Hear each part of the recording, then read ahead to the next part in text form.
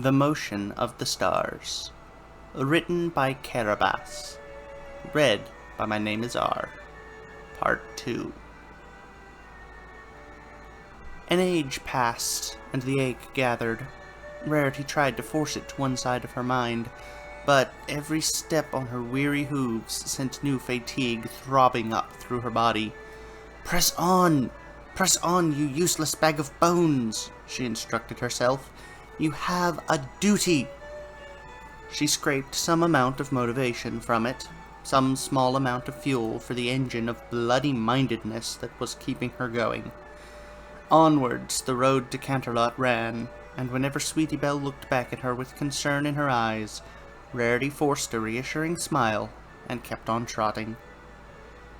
The great, quiet ruin of Canterlot grew ever closer, toppling and skeletal. Sections of buildings and walls gleamed with a coat of deep-biting frost. Others glittered crystalline, and some were burned darker than the sky. Nothing grew for hundreds of meters all around. Nothing lived. The gatehouse before the road up the mountain loomed before them.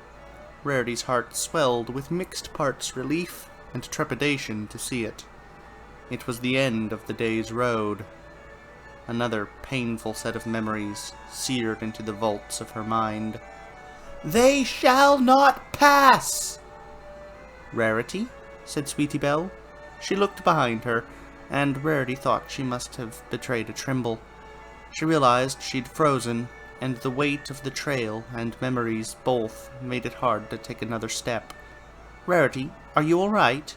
Come on, we're nearly there. Let me take your bag." The refugee column had trailed into Canterlot, their path across the country lit by what looked like stars streaking overhead through the sky, thundering in the distance where they landed. Corvid outflyers had nipped at their heels all the way, and they'd no sooner passed through the gates than the sound of horns had started blowing from Canterlot's tallest towers. A host moving on the city itself, marching under Grand Alliance banners, heralded by the thunder of distant drums. "They shall not pass!" So the constant cry from the rainbow streak in the sky over the gates had gone, wheeling and clashing with crows and wordling ravens in the smoke-filled skies. At the gates themselves, Day Guard and Night Guard and whatever militia had chosen to throw themselves into Hell's teeth struggled with the seething host of Capric soldiers. Spellfire from ranks of unicorns and ibexes volleyed and thundered. Earth ponies and goats and musk oxen and diving crows turned the courtyard into a bloody pit, a place of death and screams from either side, choked over by black and red. One last flash of blue as Rainbow Dash, blood streaming from both wings in bright red ribbons, flew down into the next wave advancing over the shattered teeth of the gate.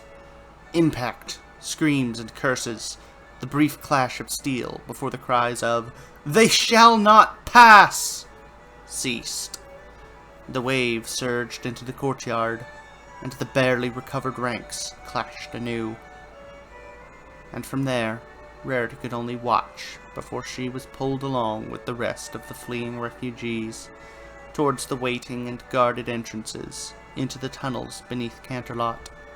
She'd lost track of Sweetie Belle, lost track of Pinkie Pie, whose singing could yet be heard as she helped guide the others down through the tunnels, lost track of Twilight, who'd gone to the other princesses in the highest levels of the city, lost track of everything.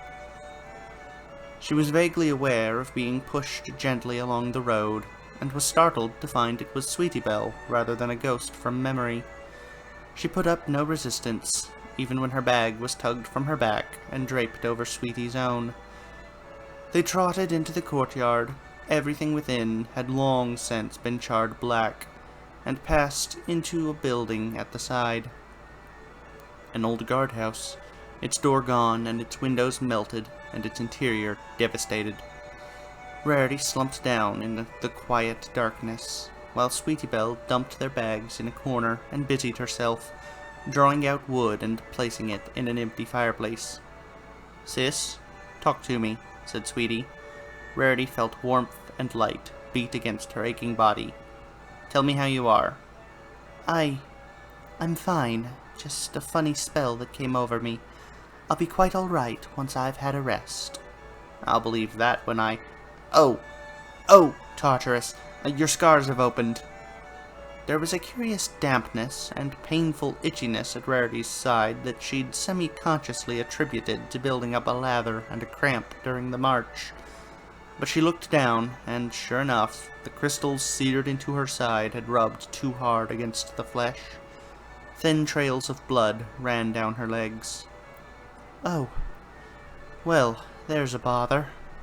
Rarity reeled away from the sight, her composure holding on by a thread. "Could you be a dear and see if there's a cloth nearby?" Sweetie Belle quickly drew out a piece of fabric from the saddlebag and rushed to Rarity's side.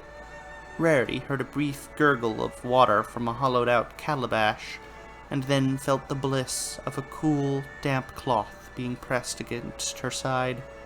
It brushed against her with soft, long motions, a jolt of pain where it touched each wound, followed by cold relief. Sweetie worked in silence, her face unseeable from Rarity's position.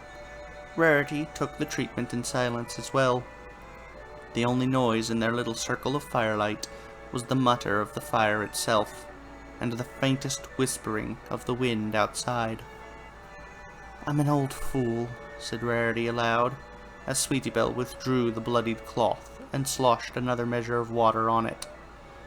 "What am I thinking?" "Hush."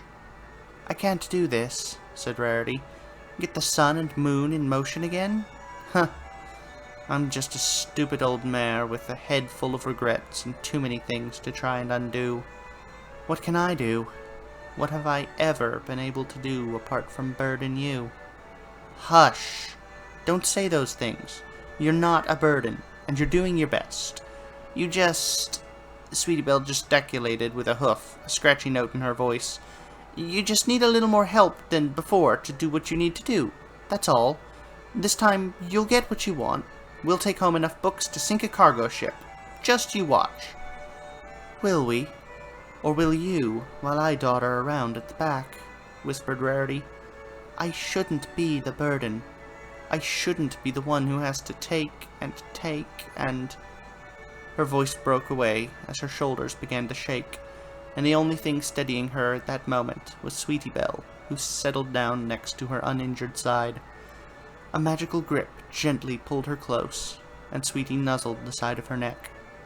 "You're not a burden. Please believe that. You're my sister, and you wouldn't be a burden even if I had to push you places in a cart," murmured the younger unicorn. "I'll pinky promise that, if you like." Rarity didn't reply, instead waiting until she could make an effort at wiping her eyes. "Can I do this?" she eventually said. "Please be honest. Do you think I can bring the sun and moon back?" A hesitation, a second too long before the answer came. "Of course you can," replied Sweetie Belle. "We'll make this haul of books count. We'll get it right this time. You'll see." Rarity could at least take heart from the letter of the words, if not the spirit. Sweetie's close heartbeat lulled her towards rest, and the warmth of both her sister and the fire saw her slip into sleep. No sun, moon, or stars greeted her in her dreams. Only darkness, and then the caverns.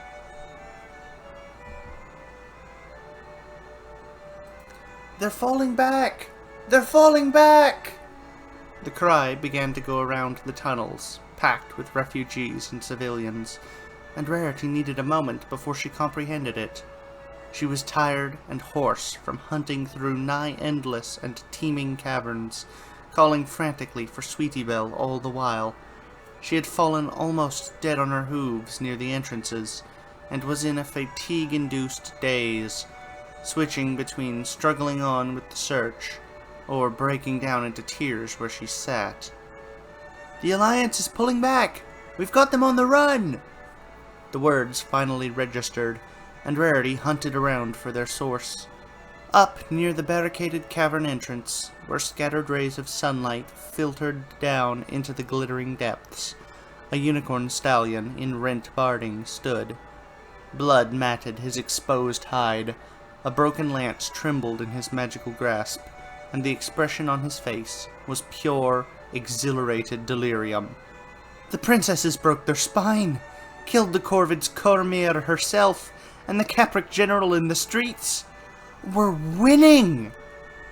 A ray of sunlight pierced the storm clouds, lonely and beautiful. For a moment, the tired despair that had been Rarity's world for the last long while ebbed. A brief relief, a turning point. Oh please, an end! Past the stallion's shoulder, there was a stroke of light through the sky, like a star falling to earth. Then there was a light, a screaming flash that slammed into the back of Rarity's retinas and sent her toppling backwards with a shockwave that followed. She spun backwards through darkness, blinded and burned. Heat descended with searing force, and Rarity all but felt flames lick at her hide. She landed heavily on her side, choking out a pained gasp as the impact rasped the stone against the sections of her burnt hide. Emerged in whimpers from her mouth, whilst all around her, ponies screamed and flames crackled. Retches and shrill gasps and splutters sounded throughout the depths, and from the distance there came the thunder of collapsing stone. Find Sweetie Belle. The thought slid into her mind like a blade. Countless expressions of pain all around her, but not a single one she recognized. Find Sweetie Belle. Her strength had left her, and the smallest motion of her legs made her gasp with agony. She rose regardless. She blinked, violently shook her head, and blinked once more, trying to force out something like sight. She stumbled forwards through the murk of light and darkness, vague shapes reeling and shifting around her. Sweetie, she rasped before breaking down into coughs. Sweetie Belle! Elsewhere, another distant peal that trembled through the rock under her hooves. The very air grew colder, and many of the cries ceased. Rarity whirled her head from side to side, her heartbeat pounding like a drum within her skull. The shapes sharpened, some moving, some still. Sweetie Belle! A song, traveling across the length of the chamber, past the screams and din of ponies. A clear, high voice raised in song. Pinkie Pie's, calling ponies to safety in a secluded chamber. Sweetie might be that way, might be safe there. Or she might be elsewhere, still exposed to the bombardment. Rarity wheeled away from Pinkie's song, stumbling back into the darkness. Her calls emerged hoarse, her steps were labored, the vague forms around her were nearly solid. To her side, from the entrance, another stroke of light, another falling star. The bottom fell out of Rarity's gut, and she cast her gaze around frantically. Next to her, tiny and stumbling, the shape of a foal, whimpering with pain. A filly? A colt? Sweetie Belle? Thunder rolled in from outside, and in the instant after, the few remaining voices near the top of the entrance were silenced. A half-second's thought. No light to see by, nothing but terror and pain in the darkness. Nothing left to survive for, no Sweetie Belle in sight, if she was even around at all. Beside her, a hurt foal, as exposed as she was. Rarity breathed out a sob. She had so little left to give. But she could at least give this. She lunged forwards, throwing her body between the foal and the razor wind that came shrieking down from the entry in the second afterwards. It hit her like a hammer blow, and her whole world fell away. Darkness hit her. Her senses fell away, bar one. Pain overwhelmed her, stretching out through long moments. and her thoughts were nothing but one long, continuous scream. Let it end! Let it end! Let me see them again! Please! I've done it! Let it end! The pain persisted, and the world around Rarity whispered back into existence, inch by painful inch. Quietness all around her, save for a few rasping whimpers and distant hoofsteps striking stone. Her vision swam, and she saw the foal, a dark figure in a world that now shimmered with a crystalline luster. Still, silent, red all over, with crystalline growths embedded in their body here and there. She strained to nudge them with a hoof, and they didn't respond. A ragged gasp escaped Rarity then, and she lay back onto the ground, letting the songless silence fill the world. Let the ground take her. Let her pain ebb. Let the quiet night fall. Scuffled hoofsteps nearby. She remained still. A familiar whimper. She raised her head, the motion feeble. A little white unicorn, her hooves speckled with red, and her gait limping. Her mane tumbled down around her head, marred with dust. Sweetie Belle's watering eyes, alit upon Rarity, widened, and she hobbled towards Rarity as fast as her injured hooves would allow. Sweet! Rarity tried to raise her body, and fell back with a cry when her left side refused to comply. It had caught the spell's blast side on, and it felt stiff, as if it had been pierced through with shards. You... Shush, don't move, whimpered Sweetie Belle, leaning down beside Rarity and nuzzling her. Her eyes were wet with tears. Her mouth was a hard line. It's okay. I've got you, sis. You're going to be alright. I'll look after you.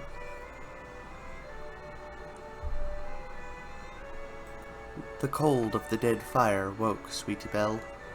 That, and distant hoofsteps. She rose upright as sharply as she dared, and staggered over to the guardhouse's window. It offered a view of the road winding down from the shattered gates.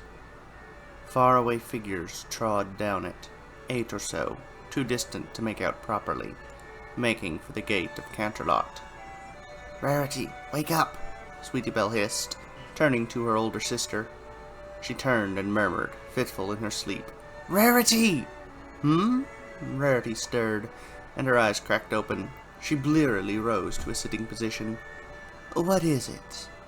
"A group of ponies coming up the road. No idea whether they're friendly or not. Can't risk hanging around." Any stray items were seized and roughly bundled into Sweetie Belle's saddlebag as she pulled Rarity to her hooves. "Come on, we have to move." Rarity rose, and once Sweetie looked around one last time to check that any obvious signs of their presence had been removed or hidden, going so far as to levitate the ash from the fireplace under a bench, they scrambled outside and made for the back of the courtyard. Before them, a road wound up and around the mountain to Canterlot proper. They kept themselves close to the side of the mountain as they climbed in silence, only moving from it onto cleared trails whenever hoof-tearing crystals lay before them. Sweetie Belle dared a glance over to the side at those moments, straining to see what she could of the ponies below. 8 for certain. 6 of them, a mixture of earth ponies, unicorns and pegasi, stallions and mares, trudged close together at the group's center, emaciated and ragged. All of them wore interlinking, hobbling chains around their legs. Squat magical inhibitors had been jammed down around the unicorn's horns, and the wings of the pegasi were bound. Against one of the mares, she saw the swaddled shape of a new foal. The little thing squalled thinly as the group marched through the gateway. At the fore and rear, 2 other ponies, an earth pony stallion and a unicorn mare, both sleek and well-fed. Each wore rough, piecemeal barding, scavenged and repaired many times over. Spurs and sharpened shoes clicked on the ground where the stallion trod. The mare casually twirled a shortened lance in a magical grip, and jabbed it at the backs of the fettered ponies to keep them moving. Sweetie Belle breathed out in alarm and leapt back from the road's edge when she thought she saw the mare lift her gaze in her direction. "Definitely not friendly," she whispered to Rarity. "We have to keep moving. Come on." "To the palace complex," murmured Rarity, taking a moment to catch her breath. "Large enough to hide us. There's a library or two in there as well I'd like to investigate. We'll hole up and be productive." "Fine. Good thinking. Keep moving, though. They look like they're headed up the mountain as well." They carried on, their gait quickening as the city's entryway neared. Sweetie Belle registered familiar debris along the path. The remains of old barricades, fallen weapons, rusting lance heads, and blades and steel cloth sheaths. On one wall, dark with ash, the imprint of a pony in flight, wings stretched and their horn upright. Sweetie hurried past that one. Eventually, they rose from the path to find the last gateway into Canterlot, past a bridge over a little river. It yawned open before them, the portcullis reduced to a cold heap of melted metal on the ground, and the stone of the gateway and walls black with scorch. They hurried through, and the ruins of Canterlot rose up all around them. Onwards at a swift canter through the silent grey streets, wind whispered through the cracked and crumbling buildings all around them, looming like pale ghosts overhead. The ground was strewn with crystals, shattered glass, picked over bones, overturned and rotting tables from outside restaurants. A flag dangling from a pole flapped feebly in the breeze. The palace rose into view after several minutes' hard cantering, its towers shattered or cracked, where they weren't simply empty and desolate. Sweetie Belle let Rarity halt to catch her breath just outside the entrance, and almost immediately hurried her along again when she heard distant hoofsteps behind them. They slipped in through the open doors, and were greeted with a rising staircase. The carpets that had once covered the floor were now a thin smear of ash. An open door at one side, Sweetie knew, would lead to an empty throne room with a shattered throne, open to the elements through windows where the stained glass had been melted away. So it was for every room in the palace which had been open to the outside at all. There were other rooms, however, cloistered away past sturdy walls, undamaged and safe, relatively speaking. "Where to? Which library?" said Sweetie Belle. "Celestia's own, I think. The one connected to her study. Deep inside. Should keep us hidden and safe. And there's a shelf or two there I'd like to rake around in." Sweetie Belle nodded and looked up the stairs. "Sounds good. Let's go." They hurried to where the rising floors devolved into a maze of twisting little passages, old closets and offices and servants' quarters jostling for space. Deep within, sheltered from the scant light outside and from the force of the old spells, the furnishings remained intact and smeared over with dust. Moldy carpets ran on underhoof, and when Sweetie conjured light to see by, a green aura flowed over the paintings and tapestries lining the walls. In here, there wasn't even the whispering of wind, only their own heartbeats and hoofsteps, and from far away, the sound of different hooves on lower floors. "They're following us for sure," whispered Sweetie Belle. Even pitching her voice as softly as it could still be heard by Rarity, she winced at the volume. "We get to that library, and you stay in it until it's safe. Understood?" "Understood. You stay in there with me as well." Sweetie Belle didn't respond, instead closing her eyes as she narrowed in on the nature of the hoofsteps. 2 sets, one heavier than the other. Doubtless the leading stallion and mare from the group she'd sighted. They must have left their prisoners behind, chained up and helpless. After too long an age, they emerged into one final stretch of corridor, leading to a decorated wooden door, engraved with stylized images of the sun. Sweetie nudged the handle open and ushered Rarity inside, closing the door behind them. Inside, what had been a private office of Celestia herself. Nothing special to look at, and homely in its comfort and simplicity. A pile of cushions rested before a low desk, the surface of which was strewn with half-finished paperwork and empty inkwells, little pictures in frames, and pieces of small arcane materials, scattered books and open journals and candlesticks. The only nod to the previous user was a blade on one wall, the ancient and ceremonial sun blade, gold-hued even in the green light Sweetie produced, nestled within a frame. It was long and hiltless, intended for magical wielding alone, and the dull sheen around its edges still betrayed a wicked sharpness. An old relic, once revered, and now all but forgotten. It had been gathering dust even before the spells fell. It was a bookshelf at one side that interested Sweetie the most. A large candle holder stuck prominently out of it. No small respecter of tradition, Celestia, but at least it had made her private library easy to find in the first place. Sweetie pulled on it, and the shelves swung ponderously outward, revealing a chaos of packed shelves and teetering book piles in a small room past it. They creaked loudly as they did so, and Sweetie Belle nearly cursed. If that sound had traveled... The world offered up several decisions in that moment, and as the hoofsteps of the intruders seemed to grow nearer and nearer, none of them were pleasant. Most of them sent cold coils of dread to tighten Sweetie's gut. She swallowed, and decided. "You go in first," she said to Rarity, ushering her through with the hoof. "I'll be right behind you. You remember how to open it from the inside, right?" "Of course, but why? Are you not—" Rarity took in Sweetie Belle, setting down the saddlebags inside the entryway, holding her staff upright, almost seeming to tremble with the stillness with which she held herself. "Oh no, Sweetie, no!" "I've done it before, Rarity. With any luck, I can just scare them off. They're probably not used to targets that fight back. I'll be okay. I promise." No. It's too risky. Just come inside the room with me and they'll wander right by. It's hidden."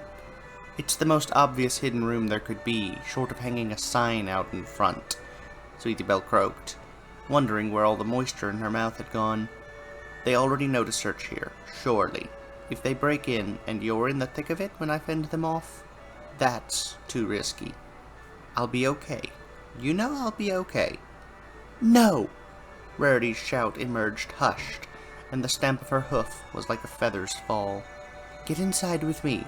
I'm not risking you. I won't let you risk yourself. I'm your older sister, and I'm telling you to go inside the room." Sweetie Belle just met Rarity's gaze, forcing herself to try and look stoic in the face of those pleading blue eyes. "Stay quiet. Stay safe.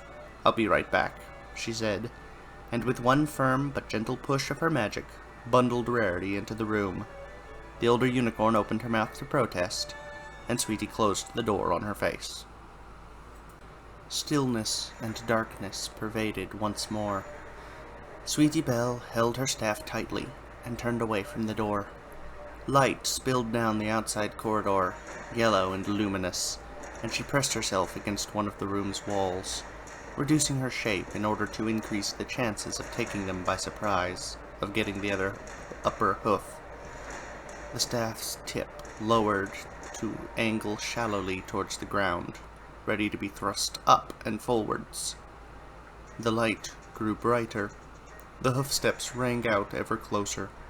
Sweetie's breath froze in her throat. And in the instant before she was ready to lunge out of sheer nervous anticipation, a figure rounded the corner and shone a fierce golden light upon Sweetie Belle.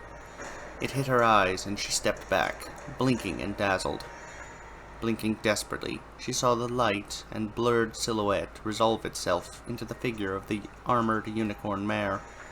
Golden light blazed from her horn, a match for her golden eyes, and a contrast for her dark, dun coat. A wintry smile passed across her face as she briefly met Sweetie Belle's eyes, and her light dimmed as she drew the half-lance forth to hover at her side. She spoke, her voice surprisingly light. "Here's the culprit, Bracken." From behind her, the Earth Pony Stallion, Bracken, stepped into view. What little of his coat showed past the barding was blue-gray, and his eyes were dark green, like forests in shadow. His own expression shifted to a casual smirk, and he scraped one sharpened shoe across the ground as he regarded Sweetie Belle. "Well, isn't this a prize?" Bracken said. "Good day, lovely filly. We'd imagined Canterlot was deserted, and you're a very welcome surprise. Don't you agree, Briar?" "Immensely." Briar kept her lance's point trained upon Sweetie Belle, and Sweetie found herself unconsciously raising her staff into a guarding position. "Wasn't there another one we saw? Saw them both on the road. Pity not to meet both."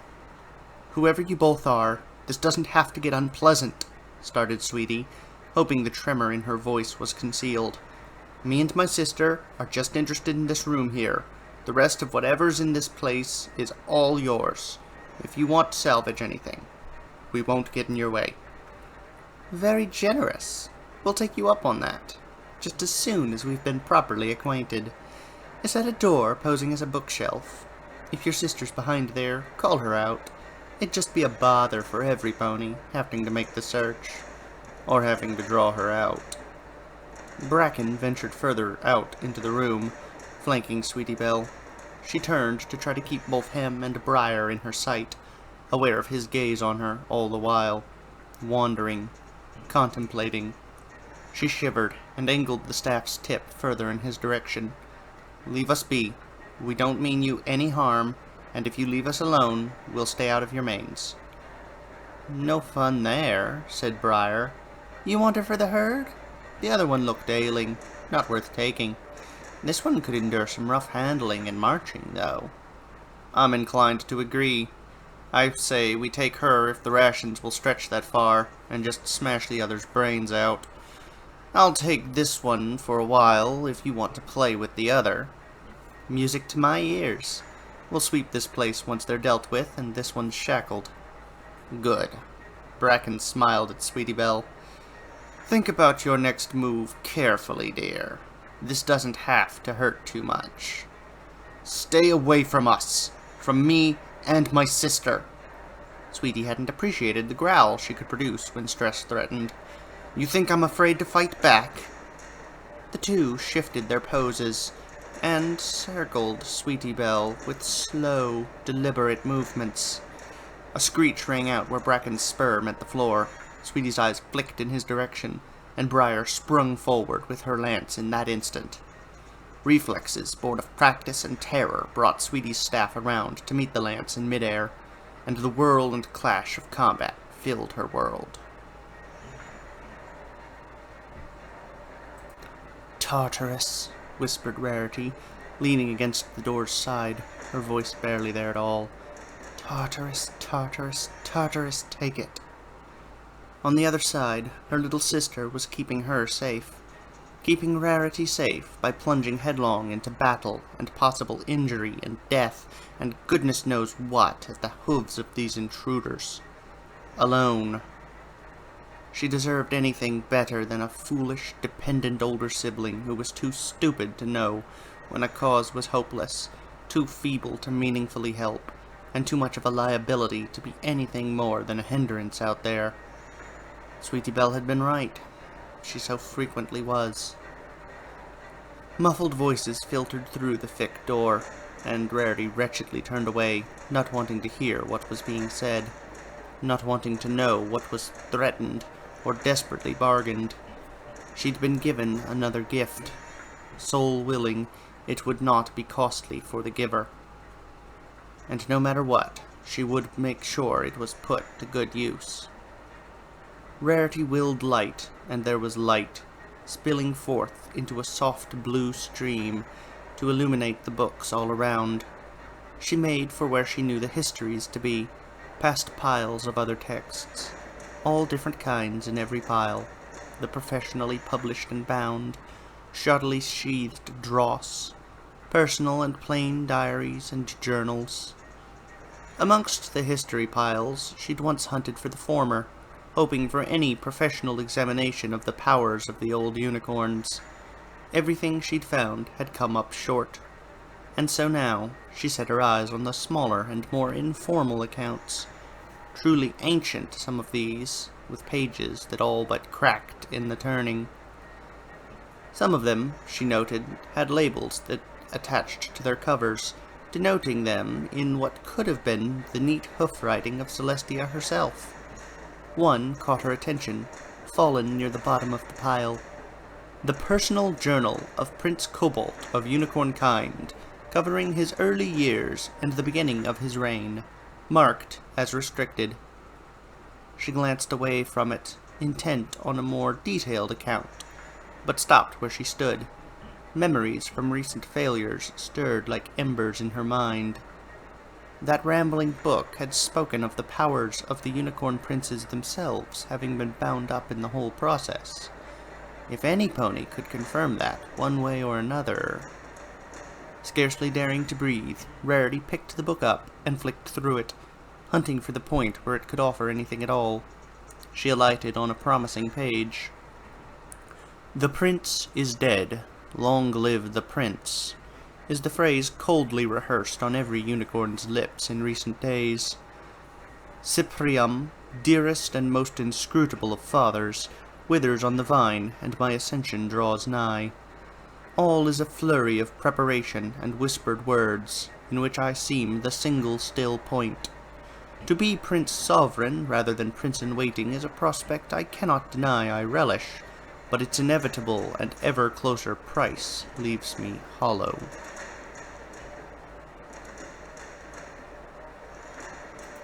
Shafts whirled and cracked together in the air, too fast for Sweetie Belle to discern, and almost too fast for her to react to. Twice now the lance head had come whipping past an inch from her face, and twice now she'd hastily withdrawn with startled squeaks. Bracken lunged in at her side, and she whirled around Briar to buy herself space, trying to avoid being cornered or caught. The movements of the pair were lazy, casual, as if they were playing rather than facing anything worthwhile. The realization curdled her gut, and then set a fire burning within it. How dare they? How dare they? She pressed forward into Briar, her staff once again meeting an overhead swing from the lance and straining to press it up into the air. Briar's eyes flashed, and her horn blazed as she let loose an arcing blast of magic in the open space between them. Sweetie Belle ducked with scarce inches to spare, felt it singe her shoulder as she surged past, and felt the heat of the eruption as it struck an old painting. The room was turned to a pandemonium of flickering light and dancing shadows. Dazzled, she was too slow to prevent an almighty kick from Bracken landing in her ribs. Pain thundered up from her side as she was sent reeling across the room to slam side-on into a wall. Something jarred under the surface of her skin, and she rasped out a sob. Something had broken. Briar filled her front, and there was a flash of metal as the lance head came flying right at Sweetie's face. As though through red mist, she sought for her fallen staff and raised it just in time to stop the attack from digging in. She heaved with effort and forced the bound lance to the side. Briar blinked, and in that moment, Sweetie Belle leapt forwards with her horn angled. The sharp tip slashed into Briar's cheek. The unicorn howled and recoiled, blood spraying from the wound. The collision had disrupted Sweetie's magical energies, and she sought once more for her fallen staff, racing to turn and fend off Bracken. Too late, she realized, as the grey shape of the armored stallion flew right at her. Another kick crashed into the same spot as the first, and the constellations of agony wheeled through her vision. She shuddered against the wall and brought her staff around in a desperate sweep, trying to fend Bracken off. He adroitly caught the staff in the crook of one leg and twisted suddenly, catching her by surprise as he snapped the staff clean in two. She stared at the splintered ends, screamed internally, and then choked as one last savage kick slammed into her chest and knocked her air away. She crumpled to the ground and rolled onto her side, legs feebly trying to kick and keep her upright. Over her, Bracken loomed. He smiled and stamped one leg down between her rear hooves. "Now, you're going to call that sister of yours out," he purred, leaning closer. "Shout or scream. Take your pick. Don't feel obliged to rush." Sweetie Belle's vision wobbled with pain, and she sought about for anything which could help her, anything lying free as Bracken descended. She found something. Her magical grip tightened around it, and she swept it around in one swift and savage motion. Bracken leaned down, and then stopped just above her. His face paled, and he choked. Blood emerged in spurts from his mouth, and pumped out in a river's worth, where the broken end of the staff had been jammed straight into his neck.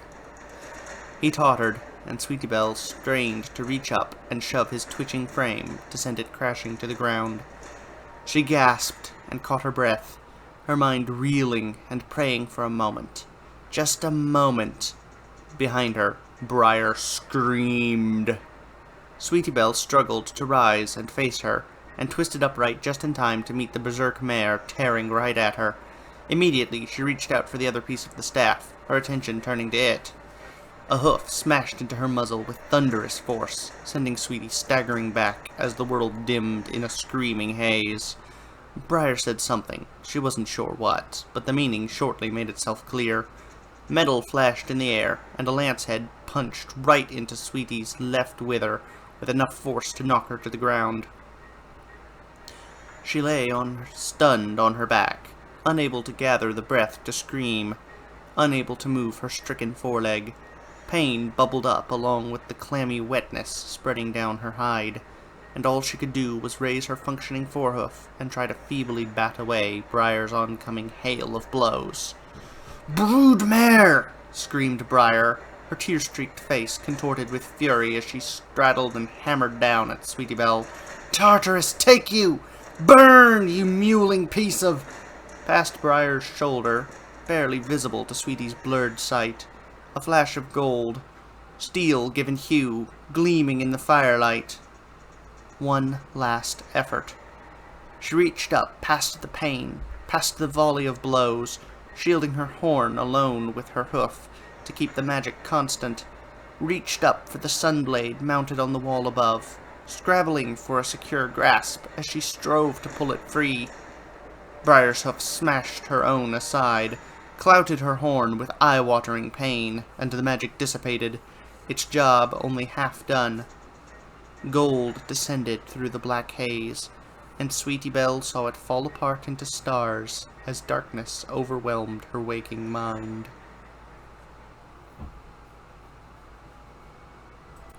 His face was serene, if strained, as he told me it all. Our legacy explained, and the need for secrecy amongst our dynasty. Father, ever a stallion for the dramatic, made hushed and serious beyond measure. No workings on our living part keep the objects in the heavens in their course. No pilot walks the green earth. To ensure their movement, Father explained, each passing sovereign chains themselves to the sky. A passing of the soul to the sun and moon and stars, our very selves harnessed so as to draw them along their course. What better pilot, what better pony of burden, than one whose time in their mortal coil has passed, he said. One ritual on the deathbed, one he begged me to help him with, and the passing of the vigil, on the earth and in the heavens, a duty relieved only when the next Prince Sovereign takes it in turn. Long has my grandmother, Princess Rhodium, been at her duty. Her rest is earned thrice over. Thus we are princes, for we take this burden as our own, our gift to our people and all lesser beings whose lives are in our charge. Thus is the knowledge safeguarded, for to sow it amongst the common do-gooders would wreak chaos in the heaven. Thus was I enlightened, and thus did I watch my father die and pass into the stars. The spell workings that I was instructed in, I copy over leaf, a duty for myself and my descendants in time. Live long, Prince Cobalt of unicorn kind, they cry out from every street corner and castle tower in our land, so I am told. Stars, save me and watch me. I do not know what to do. I do not know what to do. I will do my duty. Rarity sat still, the pages before her lit under her soft blue light. The spell's workings were laid out, a somewhat garbled but still comprehensible series of arcane notation. It was the sort of thing Twilight, dear Twilight, could have unraveled in full, comprehended in death, and have been spared from as an alicorn. Rarity closed her eyes. For Applejack, for Fluttershy, for the Fallen of Ponyville, for Rainbow Dash and Twilight Sparkle and Pinkie Pie, for the other princesses, for the caverns under Canterlot, and for the foal she'd been too slow to save. For Sweetie Belle, who deserved a better world than this one. A gift given, she whispered. Forgive its lateness. I'm coming, girls. Please, let it... Her voice caught in her throat, and she took a moment before she rallied. Let it be what's needed. Rarity looked over the arcane notation and held the first few lines in her mind. She dipped into her magic and started to play it through. And though it was almost certainly a trick of her tired mind, once the last complicated sequence had been passed through her horn and magical light peeled through the air, she felt a weight pass from her shoulders, as if the sky was beckoning. Cold light filled the world, and Rarity let herself fall up into it.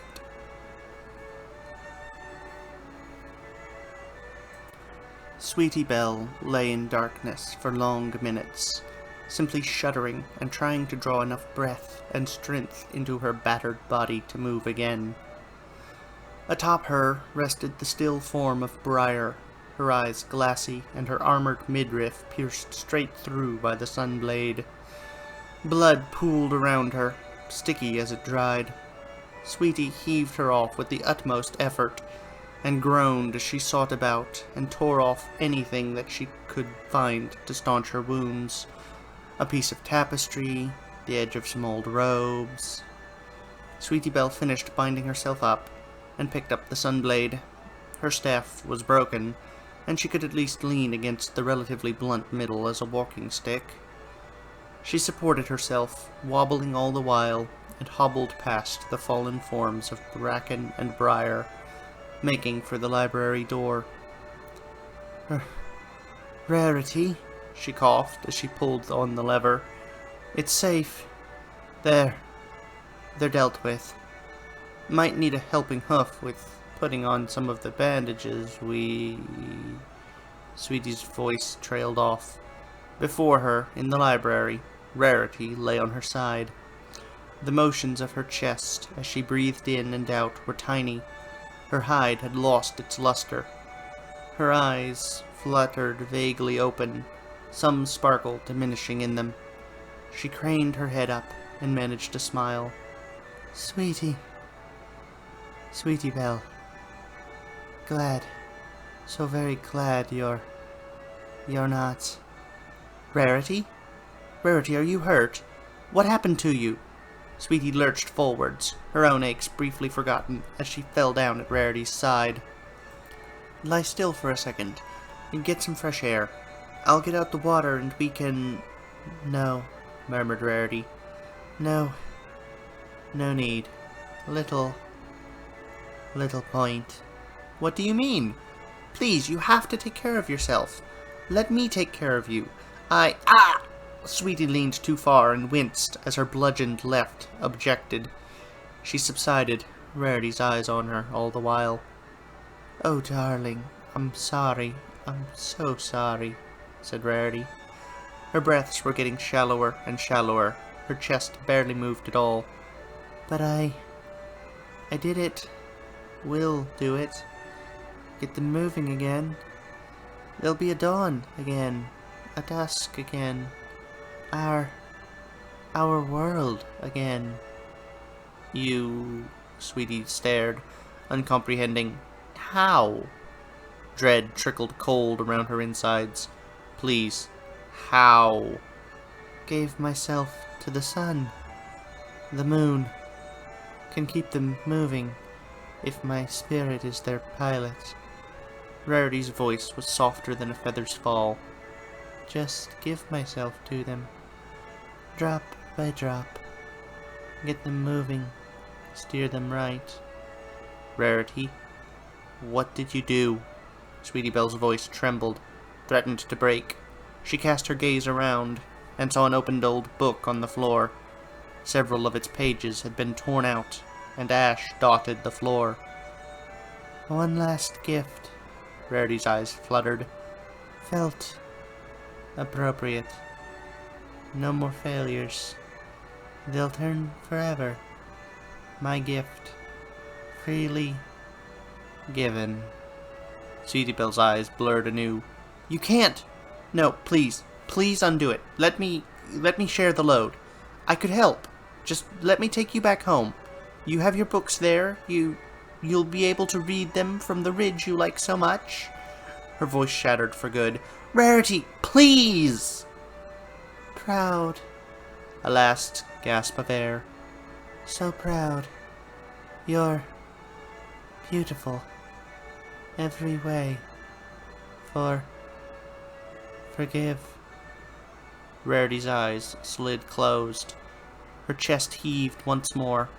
Something like a breath escaped her. And then she lay still, next to Sweetie Belle, her mane falling across the younger unicorn's legs.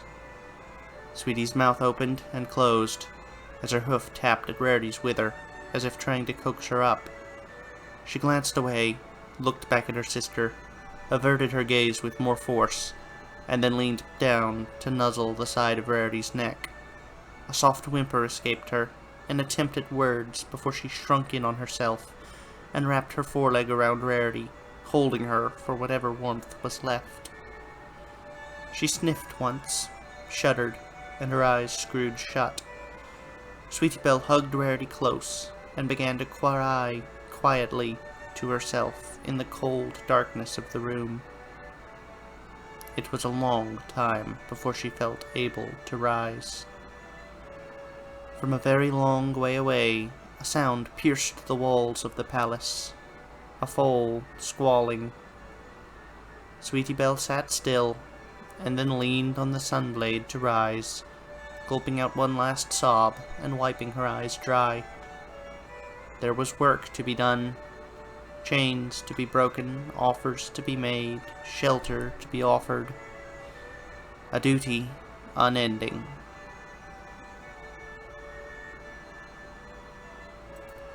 On a moonlit rise, overlooking what had once been Whitetail Woods, Sweetie Belle sat at rest. Her torso and injured wither were wrapped in bandages, carefully applied by the farrier in the group's midst. A gold-hued blade, as decent a walking stick as any, rested on the ground by her hooves. Before her, the starlit night stretched on. The moon shone high above, subtle white trails making its stately progress through the sky. A river of stars guided it along its path and brightened the darkness all the way to the horizon. Behind her, there were the sound of movement and ponies working in the valley. The farrier had been reluctant to let her move so far away from the group, but she'd insistently excused herself. She had that right. The sounds of hammering and wood falling were carried in the breeze that stirred her mane. A shelter built for two could hardly accommodate 7 and a foal, after all. There was a lot of building to be done. Sweetie Belle looked up to the sky, to the course of the moon and the stars, gently and slowly twining around their larger protectorate. A motion with design behind it, craft and care and love in equal measures. Her injured leg itched beneath her, and she shifted.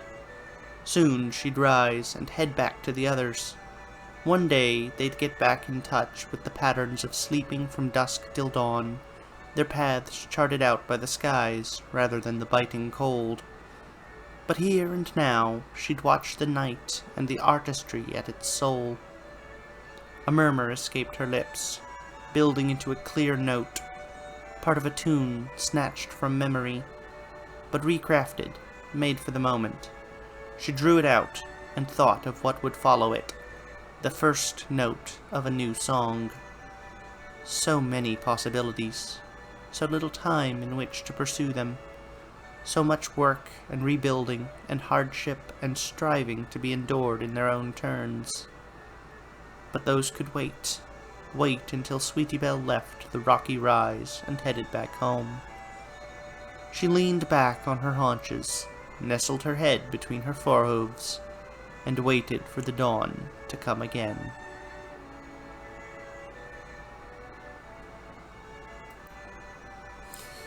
Well, this story wasn't exactly happy, but in the end, things do get better. Sometimes that's the best we can hope for.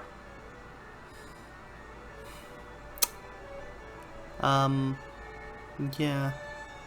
It's a good story. Apologies, it's been like half an hour on my side, and I forgot what I was talking about. But I'm gonna keep doing this anyway. So, when I heard that she was using a calabash, for some reason I thought that was some sort of article of clothing, but it turns out that it is a gourd commonly used as sort of like a jug. It's this weird looking funky thing. I'll put a link in the description. It explains so much of why the Japanese keep talking about gourds like it's a thing you totally use to hold stuff in, because that's a thing they do use to hold stuff in. It explains so much about specific detail of anime that I didn't quite understand before. Okie dokie, moving on.